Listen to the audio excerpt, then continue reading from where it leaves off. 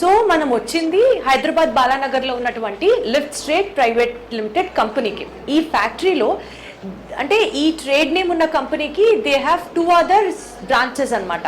ఒకటి వచ్చేసి భారత్ ఎలివేటర్స్ అని, ఒకటి వచ్చేసి క్యూబ్ ఎలివేటర్స్ అని. ఇప్పటి వరకు మనం మ్యానుఫ్యాక్చరింగ్ సెక్షన్ చూసాం, బట్ ఈ 2 కంపెనీస్ ఏంటి, ఈ 2 కంపెనీస్ రోల్ ఏంటి, ఒకసారి కాళేష్ గారిని అడిగి తెలుసుకుందాం. చెప్పండి కాళేష్ గారు, అంటే మొత్తం 3 కంపెనీలా, ఒక కంపెనీకే 3 బ్రాంచ్లా, what is it all about? Lift State Private Limited అనేది మా కంపెనీ పేరు. So Cube and Bharat Elevators అనేది మా బ్రాండ్స్. మేము ఏదైతే కస్టమర్స్కి డైరెక్ట్గా ఇన్స్టాలేషన్ ఏదైతే చేస్తామో, హోమ్ లిఫ్ట్స్ అనే నేమ్ పైన మనం క్యూబ్ అనే పేరు పైన మనం హోమ్ లిఫ్ట్స్ అనేది ఇన్స్టాలేషన్ ఇస్తాం. భారత్ అనే పేరు పైన మనము లైక్ అబౌవ్ 4 floors బిల్డింగ్స్ వాటికి మనం భారత్ అనే నేమ్ మెన్షన్ చేసి మనం ఇవ్వడం జరుగుతుంది. అచ్చా, ఓకే. ఈ క్యూబ్ అనే పేరు పైన ఏంటంటే హైడ్రాలిక్ లిఫ్ట్స్, హోమ్ లిఫ్ట్స్ టోటల్గా మనం ఈ క్యూబ్ అనే నేమ్ పైన మనం ఇవ్వడం జరుగుతుంది. అచ్చా, ఓకే. ఈ 2 బ్రాండ్స్ మావే. లిఫ్ట్ స్టేట్ ప్రైవేట్ లిమిటెడ్ ఏంటంటే మా కంపెనీ పేరు. దీని తరపున మనం మ్యానుఫ్యాక్చరింగ్ యూనిట్ అనేది నడుపుతాం. అంటే ఒక రకంగా చెప్పాలి అని అంటే మ్యానుఫ్యాక్చరింగ్ యూనిట్ మీదే ఉంది, ఇన్స్టలేషన్ యూనిట్ మీదే ఉంది. ఎస్, మ్యానుఫ్యాక్చరింగ్ చేస్తాం మనము. అదే పరంగా మనము ఇన్స్టాలేషన్ కూడా డైరెక్ట్ గా ఇన్స్టలేషన్ కస్టమర్స్ కి హోమ్స్ అంటే పర్సనల్ యూసేజ్ కి చేస్తారు. అండ్ అలాగే home lifts, passenger lift, hospital lifts, goods lifts, dumbwaiter lifts, ఎలాంటి లిఫ్ట్స్ అయినా కూడా మనం ఇవ్వాలి. Got it. క్యూబ్ అనే పేరు పైన అయితే టోటల్ గా హోమ్ లిఫ్ట్ సప్లై చేస్తాం. ఎక్స్క్లూజివ్ గా హోమ్ నీడ్స్ కోసం లిఫ్ట్ సప్లై చేస్తే అది క్యూబ్ కింద వస్తుంది అన్నమాట.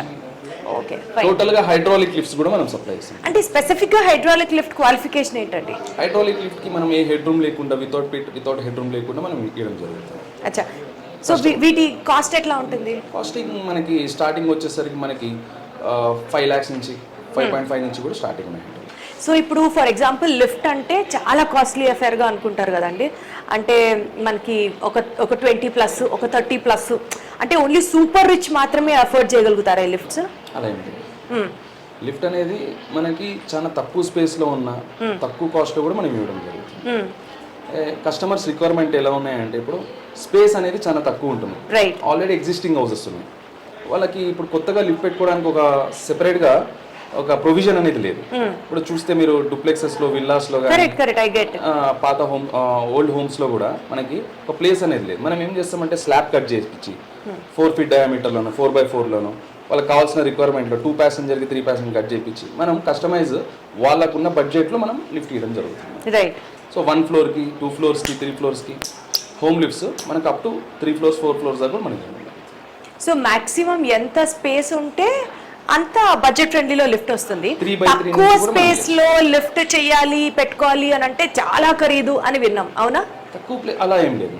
ఏంటంటే వాల్ సపోర్ట్ లేకపోవడం వల్ల ఇప్పుడు మనకి అపార్ట్మెంట్లో మీరు గమనిస్తుంటే 3 side 9 inch వాల్ ఉంటుంది, పైన హెడ్ రూమ్ ఉంటుంది, కింద పిట్ ఉంటుంది, ఎవ్రీథింగ్ రెడీ ఉండడం వల్ల మనకి ప్రైస్ వాళ్ళకి లిఫ్ట్ అనేది కాస్ట్ తక్కువ అవుతుంది. అచ్చా, వాల్స్ సపోర్ట్ లేనప్పుడు ఏం చేస్తాం మనం, ఐరన్ బీమ్స్ స్ట్రక్చర్ తయారు చేసుకొని దాన్ని ఇన్స్టాల్ చేసి దాని తర్వాత లిఫ్ట్ ఇన్స్టాల్ చేయడం. అవైతే రఫ్ గా ఎంత దాకా? దానికి మనకి structure base on requirement, customer requirement. కొంతమంది గ్లాస్తో క్లాడింగ్ కావాలంటారు లుక్ వైజ్, కొంతమంది ఏసీబీ షీట్తో కవరింగ్ ఇస్తాం. మనం కస్టమర్ రిక్వైర్మెంట్ తగ్గట్టు మనకి ప్రైస్ అనేది వేరీ అవుతాం.